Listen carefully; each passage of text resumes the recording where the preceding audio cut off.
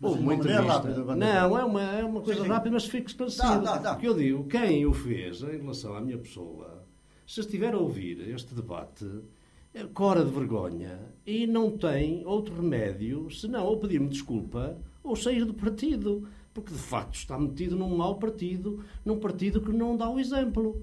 O Dr. José Carlos, que é uma pessoa da minha maior estima, é uma pessoa que eu conheço também das andanças, porque há um bocado disso, ele ficou muito satisfeito do Partido Socialista ter ganho em São Pedro do Sul pela primeira vez, arrebatado as cores do município para a sua equipa e tal. Pronto.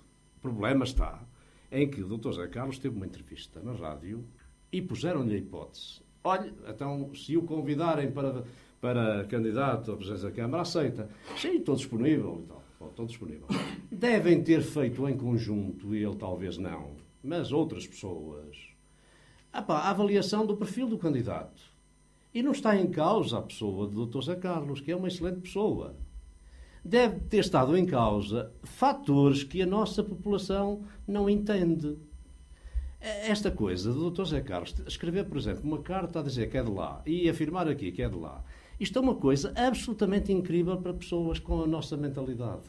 Eu acho que o Dr. José Carlos deve apostar ou pôr na vida como um cidadão do mundo, ou seja, onde ele desempenha a sua função, a sua atividade, onde reside, onde está com as pessoas, onde faz alguma coisa por ela, aí é que é a sua terra.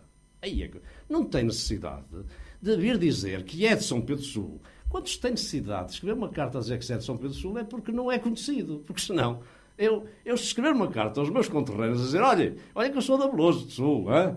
Eu dizer assim, este Bandeira Pinho está maluco.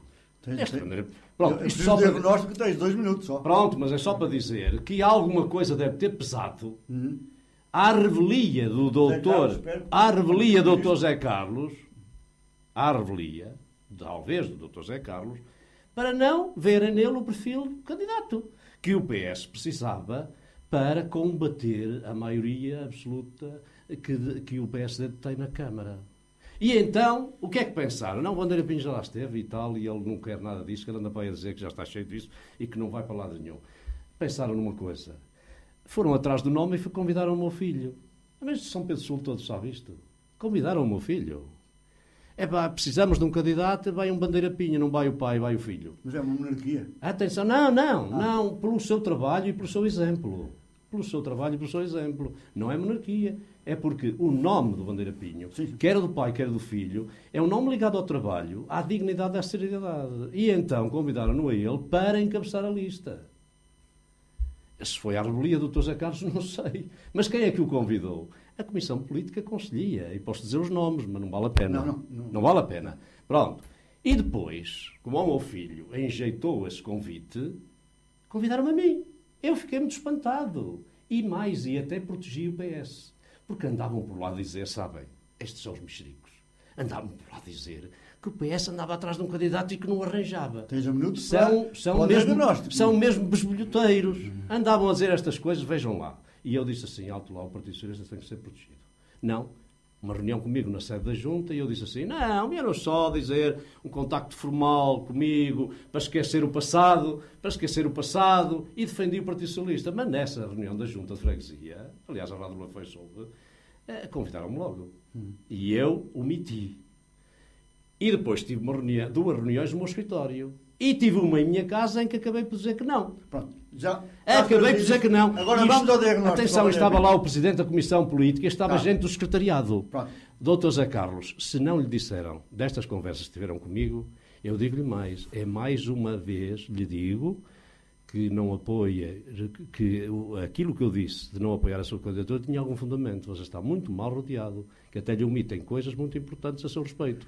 Pronto. Não reuni ao perfil na altura.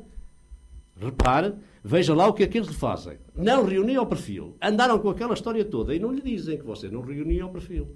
Deixaram-no vir para aqui, nesse desconhecimento, e deixaram-nos, sobretudo, de uma forma injusta para com a Bandeira Pinho, dizerem comícios que isso mesmo se passou, que você foi o primeiro candidato e único. Isto é que é grave. Até agora o diagnóstico do Conselho, em linhas muito gerais, 30 segundos só. O diagnóstico do Conselho, eu já o defini numa... candidato é Ok, eu depois posso desenvolver o tema. Sim. Mas numa entrevista à Gazeta da Beira eu disse: o meu Conselho, como é que eu vejo? Olha, vejo como um sepulcro caiado. Atenção, o sepulcro uma cova.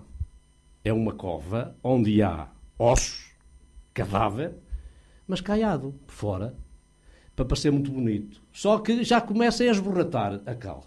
Portanto, o diagnóstico que eu tenho do meu Conselho, depois de 9 anos que eu deixei de presidir aos destinos dele, é um diagnóstico o pior possível. O pior possível. Meu caro, foram 30 segundos, a frase é dura.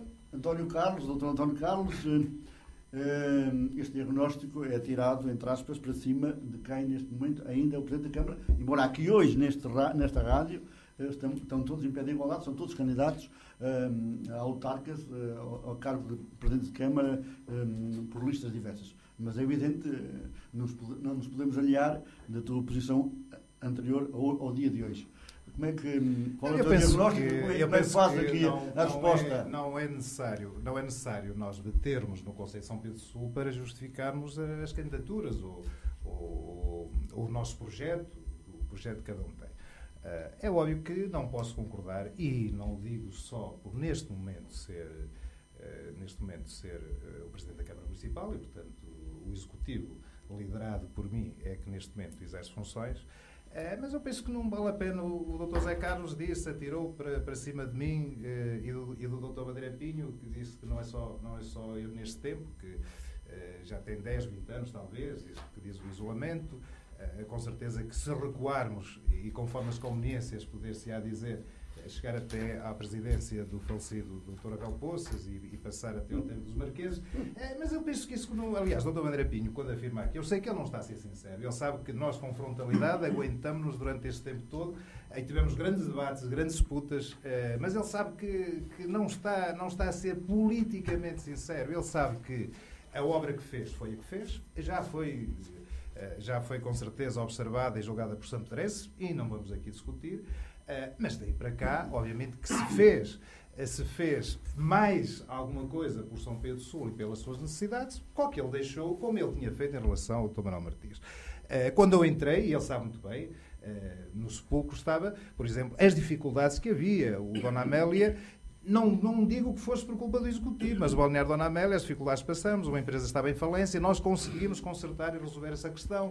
O Cineteatro, uma empresa em falência, nós conseguimos consertar esta questão e, portanto, foram 2 equipamentos que vieram sobrepor-se, não, com certeza que não foi acabarmos o Cineteatro e, por exemplo, Dona Amélia, o pavilhão da Lameira, que veio fazer a cova funda que diz o Dr. Bandeira Pinho. Nem foi fazer a Avenida da Ponte, pôr um carro a passar por outro, que se veio acabar a sepultura, ou as obras no estádio, ou no cemitério, ou a variante. Quer dizer, o Dr. Bandeira Pinho não pode ter a ideia de que tudo aquilo que se acrescentou àquilo que foi feito e o que ele tinha acrescentado àquilo que tinha sido feito pelo Executivo anterior foi cavar uma cova. Eu pergunto, não era necessário nós termos um outro acesso em São Pedro do Sul, não nos cruzavam 2 carros? Não era necessário termos acabado a Dona Amélia? Não era necessário termos feito a obra do Dom Afonso Henriques? Não era necessária a requalificação das termas? Não era necessária as variantes a São Pedro? Quer dizer, se o trabalho que se desenvolve é acabar a sepultura de São Pedro, eu penso que isso só nos pode atrofiar a nossa autoestima de todos os sampedrenses. Portanto, eu penso que não pode ser politicamente sincera essa afirmação, até porque, além destas obras que penso que eram fundamentais e outras que se fizeram, e cada um faz as obras no seu tempo que entende que são prioridades para o desenvolvimento do Conselho, eu penso que tem havido uma certa estabilidade.